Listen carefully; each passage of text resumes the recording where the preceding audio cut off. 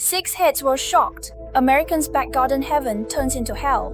In August 2025, an otherwise ordinary highway in central Mexico suddenly became the focus of global shocking news. On a section of rural road connecting Puebla and Tlaxcala, the police received an alarm from a driver in the early morning. He saw something like a human head on the side of the road. When the police arrived, they found 6 severed heads partially packed into sacks, some scattered along the cornfields, and a note signed scavenger. This is not the first time that such a scene has occurred in Mexico in the past 2 decades, but it is creepy every time, not only because of its gore, but also because of its symbolism and the epitome of social despair. Before the video starts, please follow us Little Blue People, like and retweet.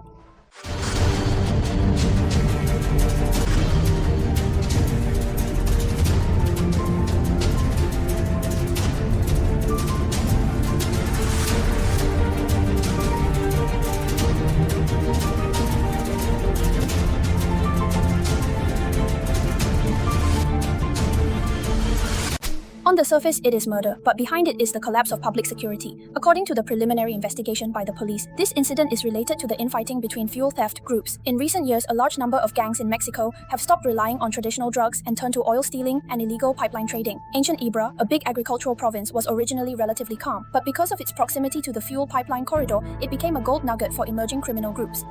In this case, it is likely that one of the parties demoted the hostile gang through beheading demonstrations. This kind of behavior is not a crime but a war, and this gang war is not really controlled by the government.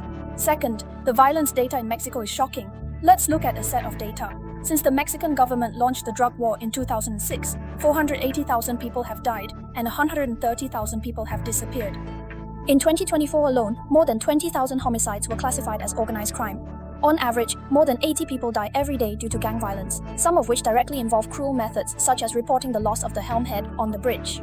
What is even more disturbing is that these violences are spreading from traditional drug trafficking areas to tourist and agricultural areas. This also explained why such a tragedy suddenly broke out in the Central Plain, which was obviously not the territory of drug lords. 3. New methods of visual warfare and psychological intimidation exposed by the media. Nowadays, these violent groups not only behead, but also lay out bodies with threatening notes. Their information involved in the case understands that through media reports and social platforms, fear can be ruled more efficiently. This is not just killing people, but tying the whole society into a psychological chariot. You don't need to be killed, just see the news, hear the news, and your family is worried about going out, and you are already under control. 4. The tourism industry has been hammered again, and Canadians are the most affected. In recent years, as the relationship between Canada and the United States continues to deteriorate, more and more Canadians choose to bypass the United States and fly directly to Mexico for vacation. Places such as Mexico Beach, Cancun, and Broome have always been synonymous with sunshine and cost performance. But just before this incident, the Canadian government had repeatedly issued travel warnings to remind people of the deteriorating situation in Mexico. Especially in this year's tourist season, police in many places in Mexico patrol with guns, and troops are stationed in hotels and resorts. Tourists bask in the sun during the day, but can't sleep soundly at night. These 6 heads, like the last straw that crushed the tourism market, have made countless families re-examine the meaning of the word safety. 5. Gang evolution, from drug cartels to local snake empires. In the past, our impression of Mexican gangs was that of drugs, drug lords, and fugitives. But today's Mexican gangs have long been diversified. Some control fuel smuggling, some participate in smuggling, some control local public security, collect protection fees, and even gangs monopolize local elections. The mayor controls the police department. This structure is no longer an underworld, but another shadow state. In some cities, gangs have more firepower than regular police. 6. What about ordinary people? How should we understand it? This case in Mexico is not a tourist murder, but it sends a deeper signal that even the police are afraid of the area where the police are afraid, and tourists can't protect themselves. Mexico still has safe areas, hospitable residents, and beautiful culture, but in the context of structural violence sweeping across the country, individual luck is no longer enough to be a guarantee. You may think the hotel is safe, but gangs can fight with military police on the street, and the influence spreads rapidly. You may think it's okay during the day, but some attacks occur when tourists are eating, and on the way to pick up and drop off buses. You may avoid the night, but you can't avoid the protection that the government can't do.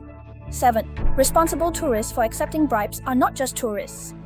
We must also face up to a moral issue. When we enjoy low-priced sunshine in bloody land, do we also acquiesce in the violent ecology to some extent? Many resorts can maintain low prices because gang umbrellas are employed behind them, local wages are extremely low, and there are even exploitative behaviors.